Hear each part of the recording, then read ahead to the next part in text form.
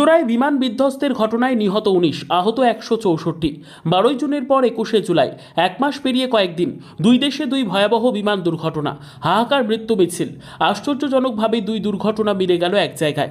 দুপুর ১:১৭ নাগাদ সর্দার বল্লভভাই প্যাটেল বিমানবন্দর থেকে এয়ার ইন্ডিয়ার বিমানটি লন্ডনের গ্যাটউইক বিমানবন্দরের উদ্দেশ্যে যাত্রা শুরু করেছিল। ১:৩৮ নাগাদ বিমানটি স্থানীয় একটি মেডিকেল কলেজের ছাত্রাবাসে ঢুকে যায়। হুড়মুড়িয়ে ভেঙে পড়ে ছাত্রাবাসের একাংশ। চাপা পড়ে প্রাণ যায় বহু পড়ুয়া এবং সেখানে কর্মরত কয়েকজনের। প্রকাশ্যে আসা বেশ কিছু ছবিতে দেখা গিয়েছিল ছাত্রাবাসে পড়ুয়ারা তখন দুপুরের খাবার খাচ্ছিলেন, তার মাঝেই মৃত্যু।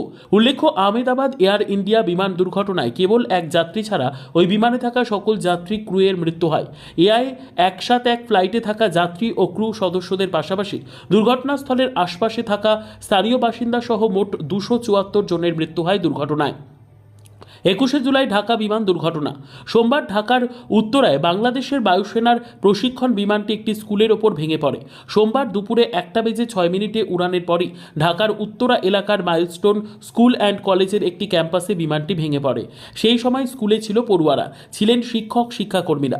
বাংলাদেশের সংবাদ মাধ্যম সূত্রের খবর, দুর্ঘটনায় প্রাণ গিয়েছে ১৯ জনের, যার মধ্যে রয়েছে একজন বিমান চালক, দুজন শিক্ষক, বাকিরা পড়ুয়া।